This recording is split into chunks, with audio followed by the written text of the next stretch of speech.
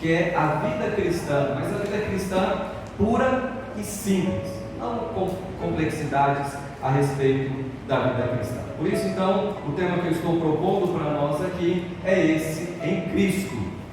Tem a ver com uma expressão contida nessa carta, mas também é uma referência a nós, que fomos alcançados pela graça de Cristo, e assim fomos inseridos no seu corpo, no corpo de Cristo, na sua igreja, e também uma referência aos receptores dessa carta, que era uma comunidade cristã, uma igreja de Cristo Jesus, que recebeu essa carta do apóstolo Paulo, que nós vamos compartilhar durante algumas semanas aqui. Em Cristo nós somos desafiados a viver o cristianismo, a verdadeira religião cristã, de uma maneira mais autêntica, de uma maneira pura, de uma maneira simples. Talvez nós complicamos um pouco as coisas, mas o Evangelho é muito simples de ser entendido e de ser vivido. Nós vamos buscar isso estudando nas nossas mensagens essa carta. Em Cristo nós recebemos os benefícios de uma nova vida. Não é? Quando Cristo nos alcança com a sua graça, nós recebemos os benefícios de uma nova vida, mas não somos isentos dos percalços da caminhada, dos altos e baixos que muitas vezes passamos e das lutas que nós enfrentamos. Por isso é pertinente nós pensarmos a respeito da vida cristã, pensarmos a respeito de como vivemos o Evangelho, de como vivemos a fé cristã, de como vivemos o cristianismo, como vivemos com o próprio Cristo, sempre na perspectiva da palavra que nos orienta e nos releva sempre que nós estamos em Cristo. A Bíblia sempre vai nos lembrar que nós estamos em Cristo, que somente em Cristo nós somos alguém. Somente em Cristo nós temos vida. Somente em Cristo nós temos a segurança e a esperança das suas promessas. Somente em Cristo nós temos a direção do Espírito Santo. Nós vamos conhecer e aprender um pouquinho mais a respeito disso. Por isso eu vou te convidar a abrir a sua Bíblia em Colossenses capítulo 1. Para a nossa reflexão de hoje serão os 8 primeiros versos da carta. Colossenses capítulo 1, do verso 1 ao verso 8. Eu te convido a acompanhar a leitura desse texto. Diz assim a palavra do nosso Deus: Paulo, apóstolo de Cristo Jesus, por vontade de Deus, e o irmão Timóteo, aos santos e fiéis irmãos em Cristo que se encontram em Colossos, graça e paz a vós outros, da parte de Deus, nosso Pai. Damos sempre graças a Deus, Pai, de nosso Senhor Jesus Cristo, quando oramos por vós, desde que ouvimos da vossa fé em Cristo Jesus e do amor que tendes para com todos os santos, por causa da esperança que vos está preservada nos céus, da qual antes ouvistes pela palavra da verdade do Evangelho, que chegou até vós, como também em todo o mundo está produzindo fruto e crescendo. Tal acontece entre vós, desde o dia em que ouvistes e entendestes a graça de Deus na verdade, segundo fostes instruídos por Epáfras, nosso amado conservo, e quanto a vós outros, fiel ministro de Cristo, o qual também nos relatou do vosso amor no Espírito.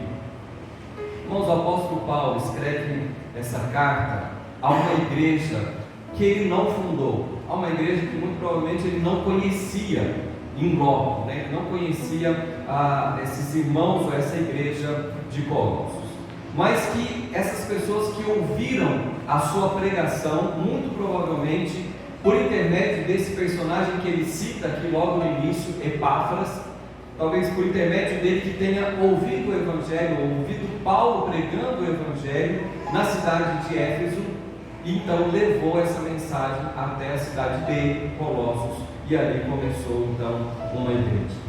Paulo escreve essa carta enquanto está, muito provavelmente, e essa carta é colocada entre as cartas da prisão, então ele escreve essa carta enquanto ele está numa prisão domiciliar na cidade de Roma. Naquele contexto, isso é bem interessante, porque daqui a pouco nós vamos falar um fato interessante a respeito dessa prisão e dele escrever ali. Epáfras vai então de Colossos até Roma, mais ou menos 1.500 quilômetros de distância. Ele faz essa viagem para falar com Paulo, para conversar com o apóstolo Paulo sobre a igreja. o que a igreja está enfrentando, os problemas que a igreja de Colossos está enfrentando.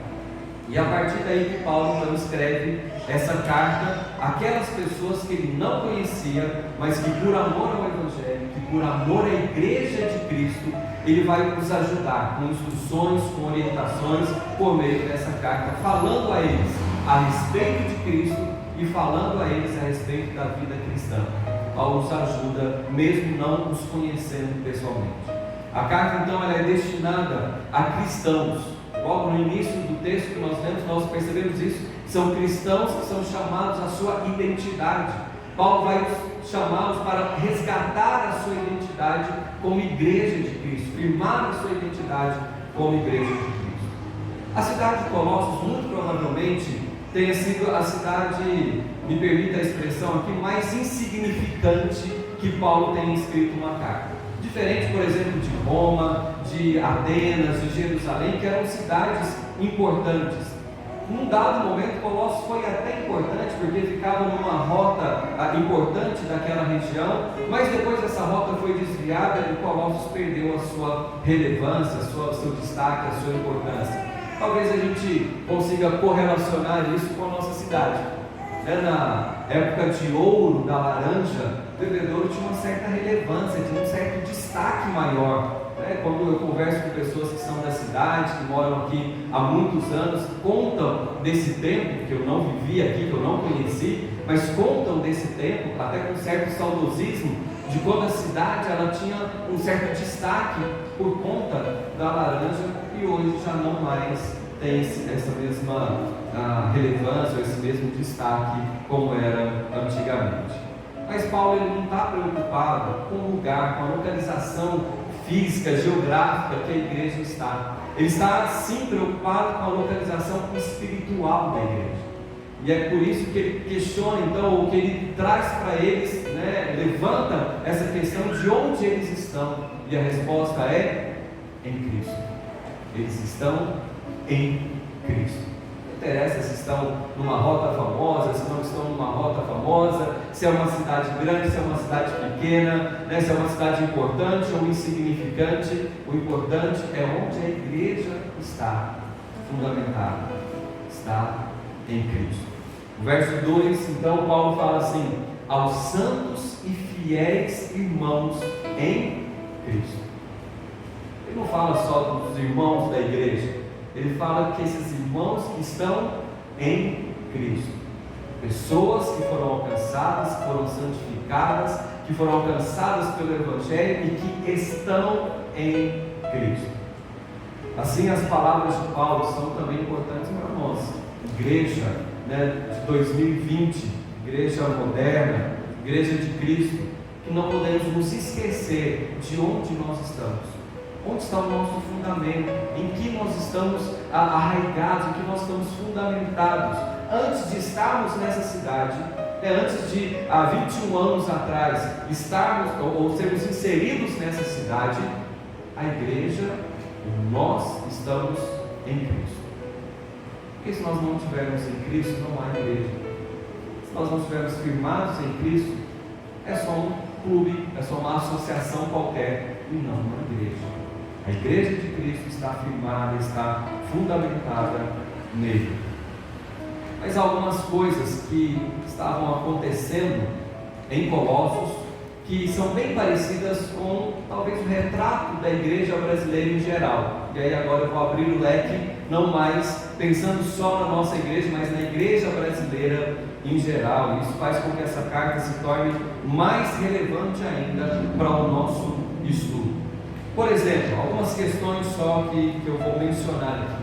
Sincretismo religioso. O que é o sincretismo religioso? É a mistura de práticas, de ritos, de crenças de diversas religiões numa só. Quando se absorve elementos de diversas religiões numa outra religião, numa única religião. Por exemplo, misticismos. Quando a gente fala do sincretismo, no Brasil é uma coisa tão marcante, as pessoas parecem que não têm uma identidade religiosa tão pura assim. E aí quando nós voltamos os olhos para o cristianismo, nós percebemos que muitas vezes a própria igreja cristã, a igreja evangélica brasileira, ela tem caminhado por caminho de sincretismo, que envolve os misticismos, que envolve os legalismos e assim por diante. Por exemplo, igrejas que entendem que um determinado objeto ele tem poder em si. Então, para que você alcance uma graça ou alcance um propósito diante de Deus, você precisa ter um objeto como uma espécie de amuleto, que seja uma água diferenciada, uma terra de não sei onde, uma flor que foi abençoada, que foi ungida de alguma maneira. Isso tem a ver com misticismos, elementos de outras religiões, de outras culturas que vão sendo incorporados. Quando se pega, por exemplo, objetos ou símbolos do judaísmo, como nós conhecemos a Arca da Aliança, o candelabro, e transferem para esses objetos um poder que eles em si não têm.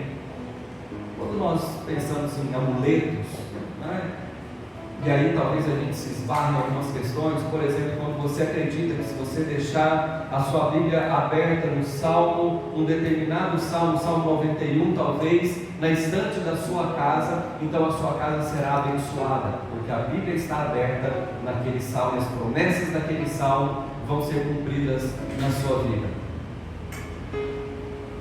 A Bíblia, esse livro, é apenas papel, não tem poder em si.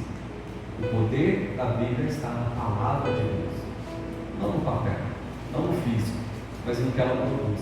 Então observe que às vezes nós percebemos que a religião cristã ela começa a absorver algumas coisas, alguns elementos de outras religiões, e isso acontece. Então Cristo já não é suficiente, é Cristo mais alguma coisa, Então esses acréscimos ao cristianismo vai descaracterizar todo o cristianismo.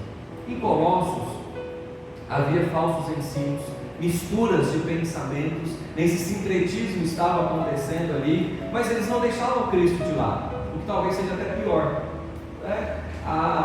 No Brasil nós temos isso também, talvez prega-se Cristo, mas Cristo não é suficiente, precisa de algo mais, precisa de uma água, precisa de um objeto, precisa de um rito qualquer, precisa de um cerimonial qualquer para que tenha mais efeito, para que tenha mais poder.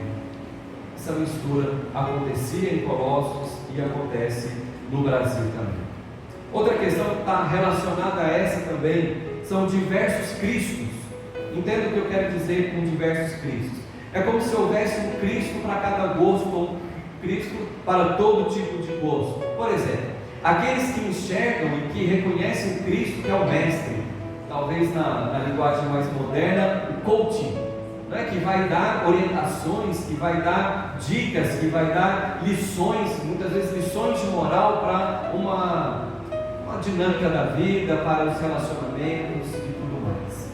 Cristo faz isso, mas não apenas isso, não está limitado a isso. Aqueles que enxergam só o Cristo que é amoroso, que é só graça, que é só amor, e que não confronta ou não expõe o pecado de ninguém. Cristo é amor, mas Ele também é justiça, Ele é santidade, Ele confronta o nosso pecado. Já outros vão para o outro extremo daquele Cristo que é o Cristo rigoroso, que não aceita as práticas mundanas inseridas na igreja, e que então é cheio de regras, cheio de legalismos. E Cristo sim, Ele traz para nós regras. Cristo sim, Ele nos confronta com o pecado, mas Ele também é graça e é misericórdia e é amor. Aqueles que enxergam o Cristo social, que deixam um pouco o âmbito da igreja para só atender as questões sociais, as necessidades sociais, e Cristo é evidenciado somente nisso, somente nas práticas sociais. Cristo só é evidenciado quando se faz uma cesta básica e leva para alguém. Cristo só é evidenciado quando nós fazemos uma campanha e arrecadamos alimentos para o hospital. Cristo só é evidenciado quando se faz alguma coisa, alguma boa ação. Cristo nos ensina a fazer boas obras, mas não somente isso. Ele não está limitado a isso. Perceba que cada pessoa, cada um procura, encontra e adora o que Cristo que lhe agrada. E aí então nós criamos uma religião cristã um pouco distorcida. Em Colossos criou-se pelos falsos ensinos, a imagem de que Cristo fosse menor que Deus. É como se Cristo fosse um intermediário entre o homem e Deus. É como uma espécie de trampolim para chegar até Deus. Que Cristo não tinha todo o poder de Deus. É que havia algo mais poderoso que o próprio Cristo. Então Cristo não era suficiente. E por isso as pessoas ficavam tentando encontrar em outras coisas. Nós não podemos fazer Cristo a nossa imagem.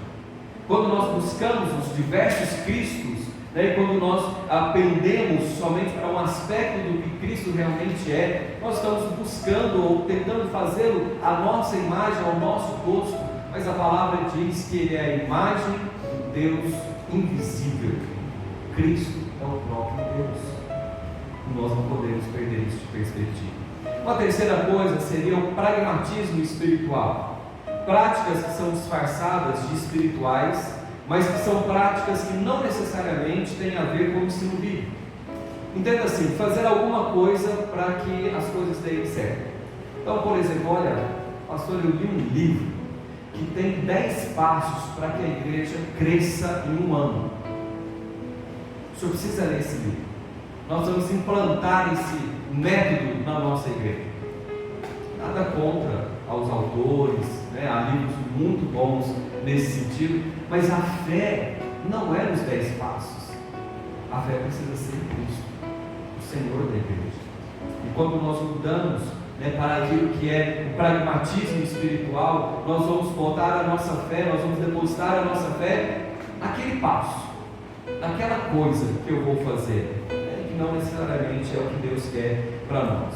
É uma espécie de uma busca por receitas para solucionar os problemas. Por exemplo, pragmatismo espiritual tem a ver com coisas do tipo: se você está passando por uma dificuldade na sua casa, né, no seu relacionamento familiar, ou com a sua esposa, ou com o seu esposo, e aí o líder espiritual diz assim: olha, se você vier no culto do próximo domingo, que vai ser uma mensagem poderosa a respeito de família, se você vier vestido com uma camisa ou com um vestido vermelho e trouxer, né, lá da sua casa um objeto lá pessoal de vocês, uma foto do casal dentro da Bíblia, você vai ver como vai ser transformado o seu relacionamento. Muitos iriam vir de vermelho, muitos trariam a foto dentro da Bíblia por acreditar que isso é que soluciona. Pragmatismo espiritual. Quando você está com um problema financeiro, problema na sua empresa, problema no seu trabalho, o líder espiritual diz assim: olha, se você levantar ou acordar todos os dias às 3h33 da manhã e fizer uma oração, né, declarando que você vai ser vitorioso, você vai ver o que acontece. Você vai espero que você não, mas muitos colocariam o relógio despertar às 3h33 da madrugada e declarar que é vitorioso. Coisas que, né, talvez eu estou criando aqui uma situação, mas há coisas muito mais absurdas que essas que são propostas, que as pessoas cumprem, que as pessoas fazem, por acreditarem que aquela prática é que resolve a sua situação, enquanto Cristo é tudo. Cristo é tudo que nós precisamos. Entre os colossenses havia uma proposta de uma alternativa para uma espiritualidade superior, os falsos ensinos que supostamente levariam os crentes a um outro patamar de espiritualidade, e Paulo vai dizer a eles assim: permaneçam no que aprenderam, no evangelho que vocês receberam. Vocês não precisam além disso. O que vocês precisam é permanecer no evangelho. E há outras coisas que estavam acontecendo ali que no decorrer dos nossos estudos nós vamos abordar. Mas é importante observar, interessante na verdade observar como Paulo começa essa carta aqui. Como ele, depois das saudações, que é clássico de uma carta, como ele começa a sua carta. Ele começa fazendo o que? No verso 3: damos sempre graças a Deus, Pai de nosso Senhor Jesus Cristo, quando oramos por vós. Ele começa agradecendo. E há pelo menos 3 coisas principais pelas quais Paulo vai agradecer, e eu quero compartilhar com vocês hoje como uma espécie de introdução às nossas mensagens, às nossas reflexões nessa série na carta aos Colossenses. A primeira delas, Paulo tem gratidão pela tríade da vida cristã. Observem novamente o verso 4 e o verso 5, a primeira parte. Diz assim: desde que ouvimos da vossa fé, ele fala como eu sou grato, dou sempre graças a Deus por vocês, quando oramos por vocês, desde que ouvimos da vossa fé em Cristo Jesus e do amor que tendes para com todos os santos, por causa da esperança que vos está preservada nos céus. Essas virtudes que compõem a vida cristã, citadas aqui, a fé, o amor e a esperança. Paulo, ele recorrentemente utiliza essa tríade, que eu estou chamando aqui, essa tríade da vida cristã, para descrever a vida cristã nas suas cartas. Pedro também costuma usar semelhantemente essa tríade aqui. Paulo vai falar então, sempre que ele fala disso, ele fala de uma fé prática, de uma fé operosa que é associada à fé teórica. E a fé teórica, ou seja, a doutrina, o Evangelho, no sentido de doutrina, ele precisa ser associado a uma fé prática, que é a vida. Quando nós falamos agora há pouco do pragmatismo, não é só a prática, mas é a fé associada a uma prática proposta pelo Evangelho, uma prática proposta pela nova vida em Cristo Jesus. Fé teórica precisa ser associada à fé prática. A fé, então, ela vai atuar por meio do amor, o amor que é, segundo o texto de Paulo aqui, por todos os santos, sem distinção, sem classificação, sem considerar uns mais santos, outros menos santos, uns mais maduros, outros menos maduros, melhores ou piores, mas todos. Ele usa a expressão do amor que tendes para com todos os santos. Ele abraça, demonstra que esse amor deles é por todos os santos.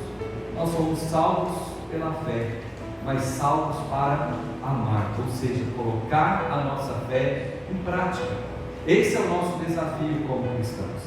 E a motivação para o amor vem do terceiro elemento dessa tríade, que é a esperança. A esperança que é a convicção daquelas coisas que ainda não apareceram. Se você observar o texto, ele diz: por causa da esperança que vos está preservada nos céus.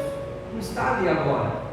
Eles estão esperando algo que ainda vai acontecer. Assim como eu e você estamos aguardando o dia em que Cristo virá para nos levar, como nós compartilhamos hoje pela manhã. A esperança da promessa de Deus nos leva a praticar o verdadeiro amor cristão, porque nós cremos no cumprimento da sua palavra. Queridos, precisamos aprender a ser gratos pela fé que nos foi dada, pelo amor que nos alcançou e pela esperança da promessa do plano de Deus se cumprindo na nossa vida. Interessante Paulo começar a carta dele para pessoas que ele não conhece, pessoas de quem ele ouviu falar, de quem ele recebeu um relato, pessoas que estavam enfrentando dificuldades, uma igreja que estava com problemas, e ele começa louvando, agradecendo a Deus pela fé, pelo amor e pela esperança daquela comunidade, daqueles irmãos, daqueles crentes ali. Mas não somente nós, não somente a fé, o amor e a esperança que opera em nós. Precisamos ser gratos por essa verdade na vida do outro. E é isso que Paulo faz. Paulo não diz assim: Senhor, eu dou graças porque no Senhor eu tenho fé, eu dou graças pelo seu amor por mim, eu dou graças pela esperança que eu tenho na sua promessa sobre a minha vida. Paulo diz: eu dou graças por tudo isso na vida de vocês, por tudo isso ser evidenciado na vida de vocês. Nós precisamos aprender a fazer isso, a sermos gratos por aquilo que acontece em nós, mas por aquilo que acontece na vida do outro. Quantas vezes você já orou agradecendo a Deus pela vida do seu irmão? Quantas vezes você já parou para observar o que Deus está fazendo na vida do seu irmão e agradeceu a Deus por ele, pelo que Deus está fazendo na vida dele? Precisamos ser gratos. Paulo nos ensina a sermos gratos por essa tríade da vida cristã em nós, e no nosso irmão, em nós e na comunidade de fé na qual nós estamos. Mas também ele fala de gratidão pelo Evangelho, verso 5, a segunda parte, e o verso 6, da qual antes ouvistes pela palavra da verdade do Evangelho, que chegou até vós, como também em todo o mundo está produzindo fruto e crescendo, tal acontece entre vós, desde o dia em que ouvistes e entendestes a graça de Deus na verdade. Paulo agradece então pelo Evangelho que chegou até os colossenses, transformou as suas vidas, mas também alcançou todo mundo, né? Ele fala não só a vocês, mas naquele contexto, né, do mundo conhecido ali, mostrando o poder universal do Evangelho que alcança todas as pessoas. E era importante Paulo evidenciar aqui, ou falar do Evangelho, porque havia pessoas que estavam encantadas pelas novidades, pelo falso ensino que estava acontecendo ali em Colossos, e não mais havia tanto encanto assim pela boa nova do Evangelho, pelas boas novas da salvação. E a mesma coisa acontece hoje, né? Cristãos e igrejas que estão procurando novidade, porque a simplicidade do Evangelho já não é mais suficiente. Pessoas que estão procurando outros elementos para incorporar ao Evangelho, para que pareça que o Evangelho tenha mais poder, não mais a simplicidade do Evangelho. E nós somos então desafiados a agradecer a Deus pelo que o Evangelho está operando continuamente em nós. Observe que o texto diz que o Evangelho está operando. É uma ação presente, é uma ação contínua que o Evangelho está produzindo. Não é algo que já aconteceu, simplesmente, ou algo que vai vir a acontecer, mas é algo que está acontecendo. O efeito que o Evangelho está produzindo, operando na vida deles, na vida de todo mundo, e nós podemos dizer agora, o Evangelho está operando na nossa vida. Interessante porque não somente com os colossenses, mas ainda hoje também há uma certa dicotomia quando se trata de Evangelho. Algumas pessoas supervalorizam aquilo que chamam de a verdade, a palavra, e outros supervalorizam aquilo que chama-se de graça, que é o amor. Mas o Evangelho é tanto graça quanto verdade. Olha no verso 6 o que Paulo diz, desde o dia, final do verso 6, desde o dia em que ouvistes e entendestes a graça de Deus na verdade. Ele está descrevendo o Evangelho. O Evangelho é tanto graça quanto verdade. O Evangelho é a doutrina e o amor juntos, associados. Cristo, que é o Evangelho encarnado, é a expressão disso. Lembra-se do que o Evangelho de João nos diz no capítulo 1, verso 14. Diz assim: e o Verbo se fez carne, Deus habitou entre nós, o Evangelho encarnado, e habitou entre nós, cheio de graça e de verdade. Cheio de graça e de verdade. E vimos a sua glória, glória como o unigênito do Pai. O Evangelho é tanto graça quanto verdade. Não dá para desassociar, não dá para dividir. Não existe essa dicotomia no cristianismo. E os colossenses estavam então à procura de falsos ensinos porque eles não conseguiam perceber o progresso da sua vida cristã, o progresso da sua vida com Cristo. Eles não conseguiam enxergar o poder do Evangelho transformando as suas vidas. E Paulo veio então ressaltar isso. Dou graças pelo Evangelho que está operando na vida de vocês. Muitas vezes nós também buscamos novidades, por não sermos gratos a Deus por aquilo que Ele está operando em nós, a graça e a verdade. De novo, quantas vezes você já agradeceu a Deus por aquilo que o Evangelho produziu na sua história, produziu na sua vida, está produzindo hoje? Talvez você vira e mexe, perceba isso numa conversa e se lembre de quem você era antes do Evangelho, então você agradece a Deus porque Deus mudou a sua história. Mas o que está acontecendo hoje? O que o Evangelho está produzindo na sua vida hoje? Talvez com 20, 30, 40, 50 anos de fé cristã. O que o Evangelho está produzindo na sua vida hoje?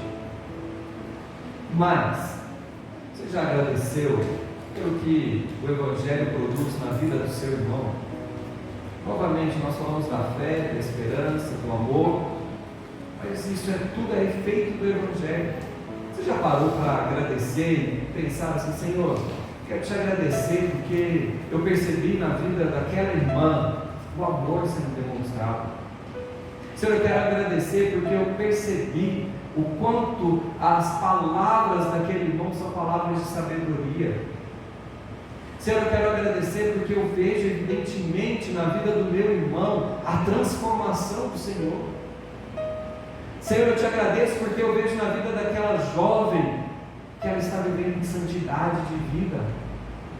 Quantas vezes você já agradeceu pelo seu irmão, por aquilo que o Evangelho está fazendo na vida dele? De novo, Paulo está agradecendo por aquilo que está acontecendo nos outros. Ele está fazendo a sua ação de graças diante de Deus por aquilo que o Evangelho está produzindo na vida daqueles irmãos. Nós precisamos ter esse cuidado. Nós somos muito ávidos a olhar uns aos outros, uns pelos outros, a identificarmos os problemas, a identificarmos os defeitos, a apontarmos as falhas. Mas nós precisamos agradecer a Deus por aquilo que Deus está fazendo. Quantas vezes você já orou agradecendo a Deus por tudo que Ele tem feito na sua comunidade de fé, na sua igreja? O que Deus está produzindo na vida das pessoas da sua igreja? Pelas vitórias, pelo cuidado, pelos livramentos, pela mudança de pensamento, pela mudança de comportamento. Quantas vezes você já agradeceu pela vida dos seus irmãos? Sejamos gratos pelo Evangelho. O Evangelho que opera em nós, mas também opera no nosso irmão. O Evangelho que produz transformação na nossa vida, mas também transforma a vida do outro. Que nós sejamos gratos a Deus por isso. Nós possamos louvar a Deus por isso. E por fim, Paulo vai demonstrar gratidão por aqueles que são fiéis portadores do Evangelho. Finalzinho do texto, verso 7, verso 8, diz assim: segundo fostes instruídos por Epáfras, nosso amado conservo, e quanto a vós outros, fiel ministro de Cristo, o qual também nos relatou do vosso amor no Espírito. Observe que Paulo agradece agora pela vida daquele que foi o portador da boa nova do Evangelho para os colossenses, Epáfras, esse homem que ele cita aqui. É preciso nós também termos gratidão por aqueles que são ministros fiéis de Cristo, que se esforçam por compartilhar a palavra de uma maneira fiel. Você se lembra quem compartilhou o Evangelho com você a primeira vez? Você agradece a Deus pela vida dessa pessoa? Você se lembra das pessoas que foram usadas por Deus no decorrer da sua história para te edificar, para te exortar, para te instruir no Evangelho? Você agradece a Deus pela vida dessas pessoas? Epáfras, que é citado aqui por Paulo, ele é chamado de conservo no verso 7. Conservo é aquele que é servo juntamente com o outro. Então Paulo está dizendo: olha, assim como eu sou servo de Cristo, Epáfras também é servo de Cristo junto comigo e diante de vocês, fiel ministro de Cristo. Diante de vocês, ele é aquele que ministra a respeito de Cristo. Talvez Epáfras fosse então o líder ali daquela comunidade. Na carta de Filemon, no verso 23, nós temos a informação de que Epáfras estava prisioneiro com Paulo. Depois, se você quiser ler esse verso, lá Filemon, verso 23, lá fala que Paulo diz que Epáfras estava prisioneiro juntamente com ele. Na verdade, algo interessante para pensarmos aqui, nos ajudarmos a ser gratos pela vida daqueles que se esforçam por anunciar o Evangelho, por edificar vidas, por levar a palavra adiante. Epáfras, na verdade, ele se fez prisioneiro. Quando ele vai visitar Paulo, muito provavelmente ele se candidatou para ficar preso junto com Paulo. Não havia crime nele ali para ser aprisionado, mas lembrando que é uma prisão domiciliar, mas ele se candidatou a ficar lá para gastar tempo com Paulo em favor da igreja de Colossos. E por isso essa carta então é produzida. Se você observou no início da nossa leitura, Paulo vai citar que ele ouviu a respeito da igreja. Então Epáfras dedicou um tempo se fez prisioneiro junto com Paulo, para dedicar um tempo para passar para Paulo as questões da igreja, por amar aquela igreja, fez uma viagem ali, de 1.500 quilômetros mais ou menos, se fez prisioneiro para compartilhar a respeito daquela igreja, para pedir ajuda, por amor à igreja.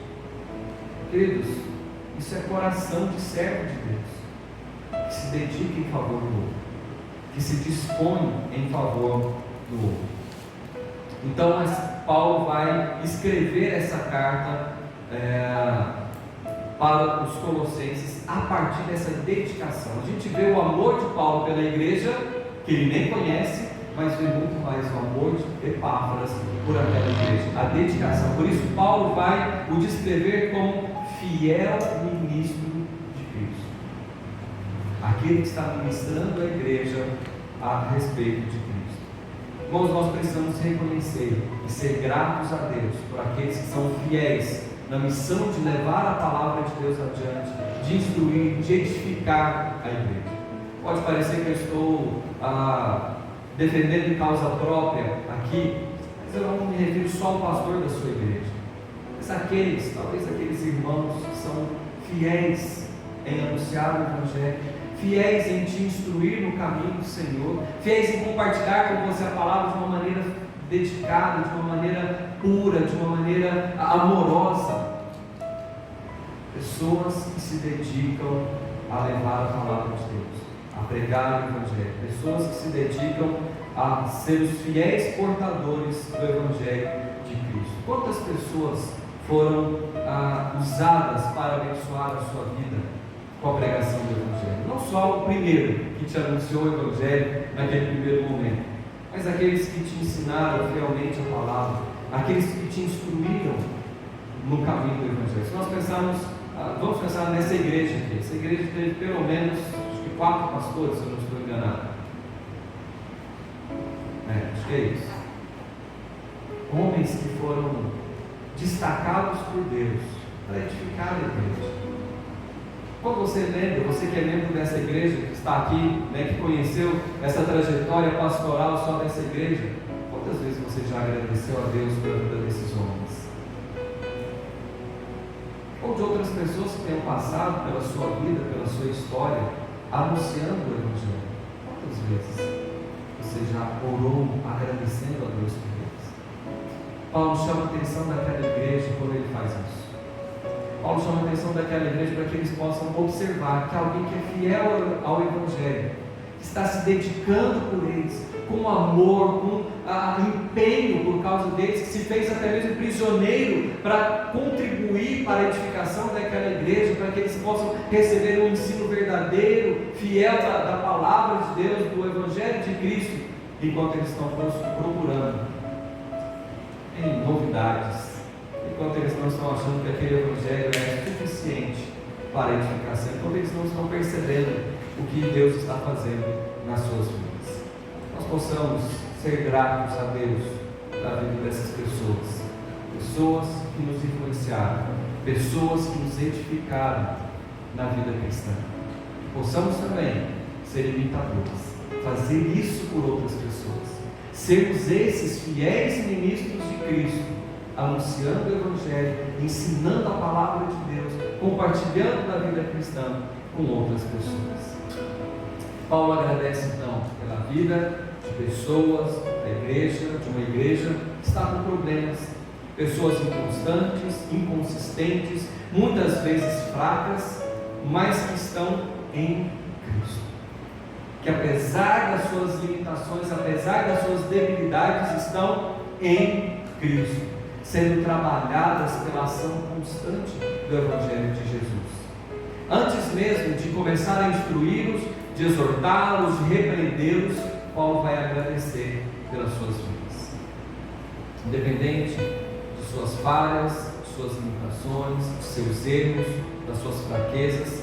Ele agradece porque eles estão em Cristo, porque eles fazem parte do corpo de Cristo, porque eles receberam a fé, o amor e a esperança, e eles estão sendo influenciados pelo Evangelho nas suas vidas.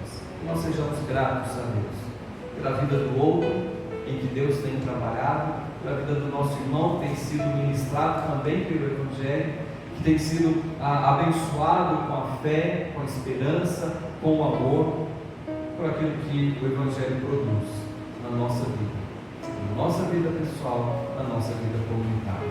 Que sejamos gratos, possamos olhar mais uns para os outros e perceber a ação de Deus, perceber o efeito do Evangelho e assim darmos graças. Talvez antes de você perceber o defeito, antes de você apontar o pecado, perceba a ação do Evangelho. Isso vai nos ajudar a sermos mais amorosos uns com os outros. Isso vai nos ajudar a de verdade edificar uns aos outros. Que Deus nos ajude nessa caminhada, que Deus nos ajude nesse propósito. Quero orar por você. Feche os seus olhos. Obrigado, Senhor, pela sua palavra que vem até nós, nos instruindo, nos edificando, nos transformando. Nós te pedimos, ó Deus, nessa noite, que nos ajude a sermos gratos ao Senhor, sermos gratos pelo efeito do Evangelho na nossa história, na nossa vida pessoal, mas também na nossa vida comunitária. Ajude-nos a perceber, ó Deus, o quanto os nossos irmãos, as pessoas que estão ao nosso lado, têm sido ministradas pelo Senhor, transformadas pelo Senhor, e que assim, ó Deus, haja em nós um coração grato. Que assim, ó Deus, a nossa igreja, a comunidade de fé, seja marcada pela gratidão ao Senhor, em todas as coisas, pela sua graça manifesta sobre nós, que nos alcança com a palavra da verdade, ainda que não mereçamos. Mesma palavra que alcança aqueles que estão junto conosco. Louvado seja o Senhor. Oramos assim e pedimos a sua bênção, em nome de Jesus. Amém.